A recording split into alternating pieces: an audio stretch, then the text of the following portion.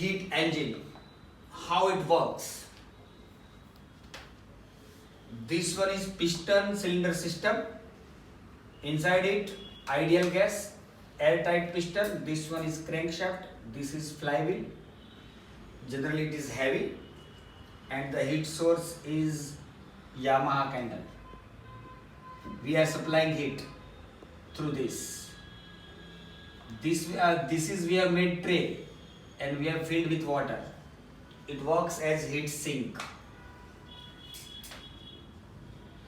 Chemistry point of view, it's a closed system, so energy can go and out. So Q1 is W plus Q2. Suppose Q1 is absorbed heat from the source. From this, W work done, and the waste heat is Q2. It is released in surrounding. So at the cost of Q1, we have W work. So efficiency of heat engine is after absorbing Q1 heat, we have W work. So for 1 unit absorbed heat, how much work? The question mark stands for efficiency. So efficiency of heat engine is W by Q1. But what is W? So Q1 minus Q2 by Q1. So Q1 by Q1 is 1 minus Q2 by Q1. Q2 is released heat and Q1 is absorbed heat. Now this is ideal engine. Carnot engine. Heat engine. Carnot Sadi, a French engineer, imagined ideal heat engine. For this, the cylinder is 100% insulator. Bottom is good conductor. The rest are thermal insulator. Piston also, but piston can slide without friction. This is heat source T1. Initial stage. When the piston is here, at that instant the pressure P1, volume V1, temperature T1. And we have put this system on heat source. So it is absorbing. Q1 is going into the system. But we are increasing the volume in such a way temperature remains same. So this to this is isothermal expansion P2, V2, T1. T1 remains same. Then after within no time, we have put this on insulating stand, thermal insulator. So there is no exchange of heat between system and surrounding. So from this to this expansion is adiabatic expansion. There is no exchange of heat between system and surrounding. So T1, T2 is less than T1. Pressure also decreases because volume increases. This is the highest point. Then after within no time, this system we have put on heat sink at some lower temperature T2. So from this point to this point is P3, V3, T2, thermodynamic system, P3, V3, T2. After isothermal compression, at this stage, pressure become P4, volume V4, temperature T2. But this is decrease in volume. Okay? So temperature should be increased. But to maintain the temperature, we are sucking the heat from the system outside in the heat sink. At this stage, within no time, we have put this system on insulating stand again. So again expansion. This one is adiabatic, adiabatic compression. So P4, V4, T2, P1, V1, T1. So compression is there, so temperature increases and it again same temperature T1. So there are 4 stages in PV diagram. Focus here. PV diagram. P versus V. This is isothermal expansion, adiabatic expansion, isothermal compression, adiabatic compression. We attain the same position again. So cyclic process is there. This one P1 V1 T1, P2 V2 T1, temperature remains same. then after P2 V2 T1, P3 V3 T2, delta Q0. Okay, temperature decreases. Then isothermal expansion, so P4 V4 T2, and then after P1 V1 T1. Now stage 1, isothermal expansion. So for isothermal expansion, P1 V1 equal to P2 V2, temperature remains same. And what about the work done? So we know that for isothermal process, the work done is mu R T1 into log of V2 by V1, final volume upon initial volume. But according to first law of thermodynamics, delta Q is delta U plus delta W. But delta Q is absorbed it is positive. So Q1. Delta U is 0 because of temperature remains same in this expansion. And delta W is here W1. So Q1 is W1. So Q1 is W1. It is mu R T1 into log V2 by V1. See result number 2. It is absorbed it and it is converted into work. Stage 2, adiabatic expansion. For adiabatic expansion, P2 V2 raised to gamma equal to P3 V3 raised to gamma. Gamma is Cp by Cv. So this is expansion. First stage, first position, initial position, final position. Adiabatic expansion. Sorry, initial position this one and this one final position. So it expands. So P2 V2 raised to gamma is P3 V3 raised to gamma. And in adiabatic process, we know that work done is mu R upon 1 minus gamma into final temperature minus initial temperature. Here final temperature is T2, initial temperature is T1. This is the result number 4. In this case, volume increases, so work must be positive. T2 minus T1 negative, but 1 minus gamma is also negative, so over it is positive. First law of thermodynamics says that delta Q is delta U plus delta W. But in this process, delta Q is 0 and delta U is mu Cv delta T, delta W is W2. Stage 3, isothermal compression. This one, from this to this. So for isothermal compression, P3V3 equal to P4V4 and work done in this process is mu R T2 into log of final volume upon initial volume. Now from delta Q delta U plus delta W, here in this compression volume decreases, so temperature should be increased, but to maintain temperature we are absorbing heat away from the system. Heat sink absorbs heat and it's Q2. So delta Q is it should be negative, so minus Q2. Delta U is 0, delta W is W3. So Q2 is minus W3. So Q2 is negative of this. So we have changed numerator and denominator.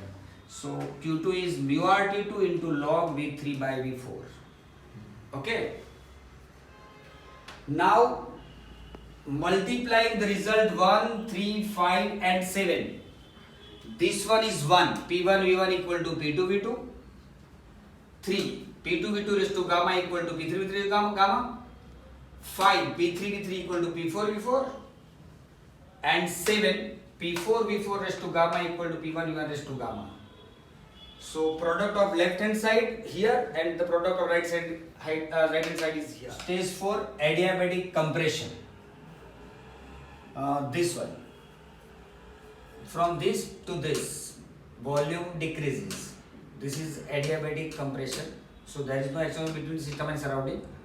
Volume decreases, so temperature should increase. So T1 is greater than T2. And we know that for adiabatic compression, P4 V4 raised to gamma equal to P1 V1 raised to gamma, result number 7.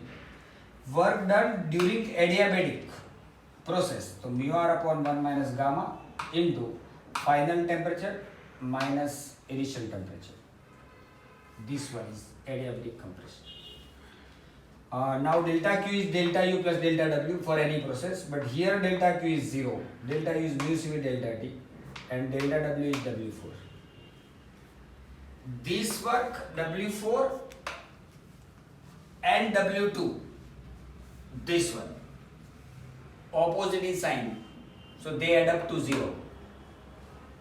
Now multiplying the result 1 P1 V1 equal to P2 V2, result 3 P2 V2 raised to gamma equal to P3 raised to gamma, result 5 P3 V3 equal to P4 V4, and result 7 P4 V4 raised to gamma equal to P1 V1 raised to gamma.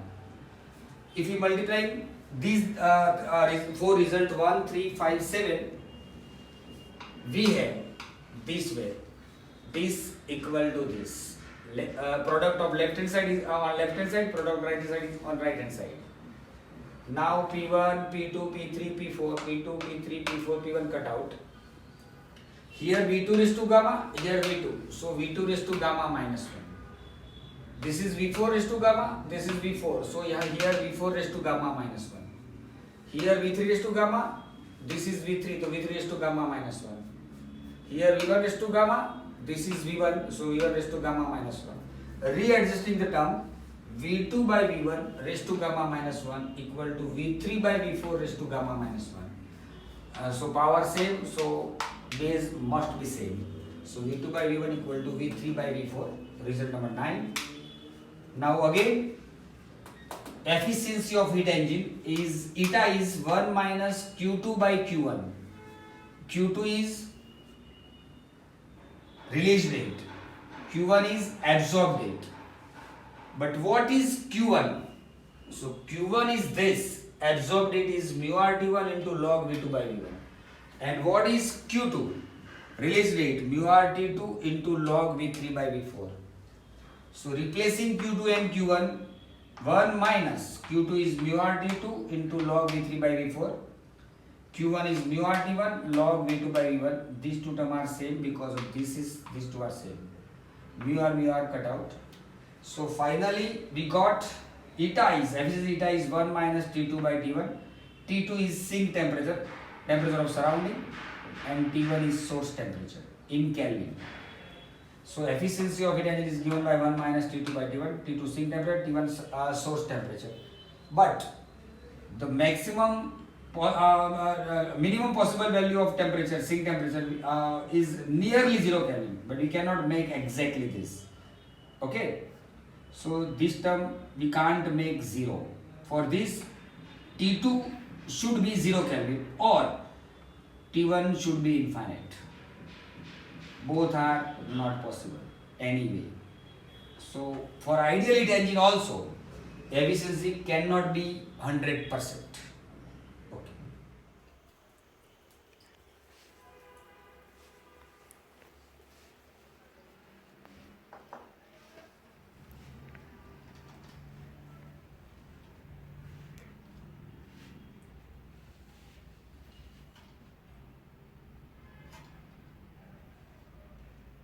मारी खराब करतो तुम्ही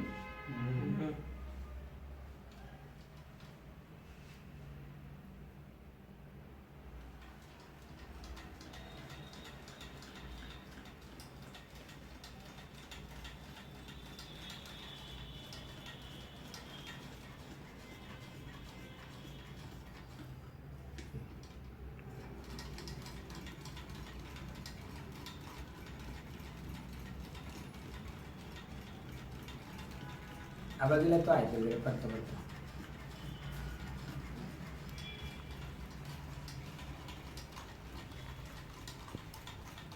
crack shaft अरे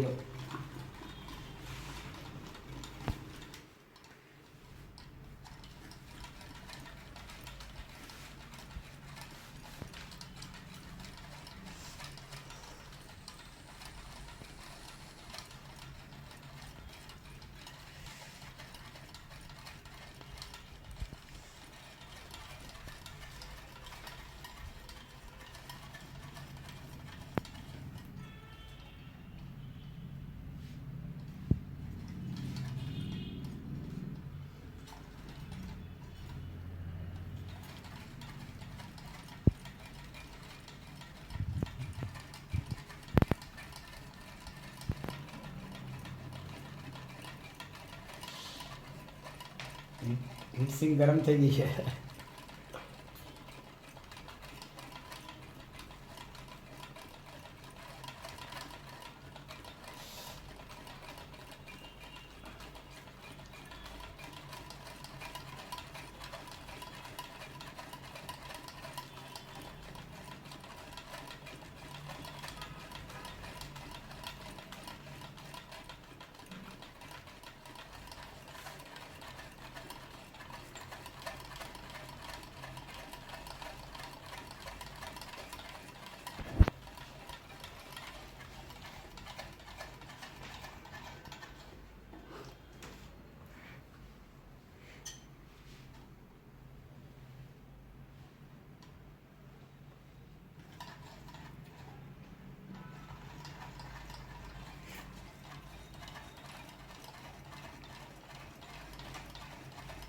efficiency કેટલી હતી ગણતો બકા